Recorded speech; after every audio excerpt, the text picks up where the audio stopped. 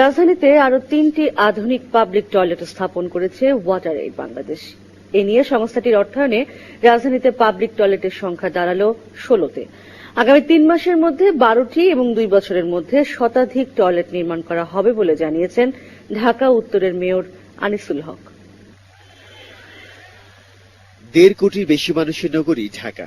এর মধ্যে প্রতিদিন 30 থেকে 40 লাখ মানুষ ঘর থেকে বের হয় কাজের সন্ধানে।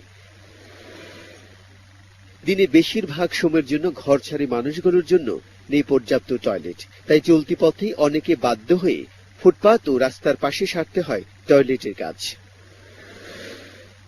কিন্তু এই বিপুল সংখ্যক মানুষের জন্য রাজধানীতে 2 সিটি কর্পোরেশনের শৌচাগারের সংখ্যা মাত্র 69টি, আর চালু আছে 47টি, যার মধ্যে বেশিরভাগই হতশ্রীর। একই অবস্থা রাজধানী গুলিস্তান, সায়দাবাদ ও কারণ বাজার এলাকার গণশৌচাগারগুলোর। এগুলো শুধু জরাজীর্ণই নয়, অপরিচ্ছন্ন, নোংরা আর দুর্গন্ধের কারণে মানুষ সহজে আসতেই চায় না। এখানে খুব নোংরা, পরিবেশ ভালো না, অস্বাস্থ্যকর, আমরা বাধ্য হিসাবে আমাকে এই জায়গায় আসতে। এই পরিস্থিতিতে একটু একটু করে বদলে যেতে শুরু করেছে রাজধানীর গণশৌচাগারগুলোর অবস্থা।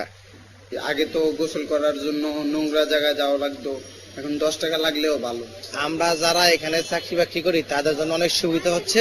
এই সর্বপ্রথম ঢাকা শহর পাবলিক টয়লেটের এত স্ট্যান্ডার্ড, এত সৌন্দর্য, বাইরেও আমার মনে হয় এরকম সিস্টেম নাই, এরকম নতুন উন্নত মানের একটা সিস্টেম করা হয়েছে। পরিবেশটা খুবই ভালো।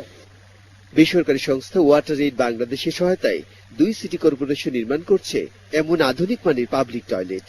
তো আজকে পর্যন্ত 16টা টয়লেট হচ্ছে উদ্বোধন হয়েছে, মানুষ ব্যবহার করতেছে। আর মোট 35টা টয়লেট আমাদের করার পরিকল্পনা রয়েছে। প্রত্যেকটা টয়লেটকে আমরা আসলে নারী ও শিশু বান্ধব করার চেষ্টা করতেছি।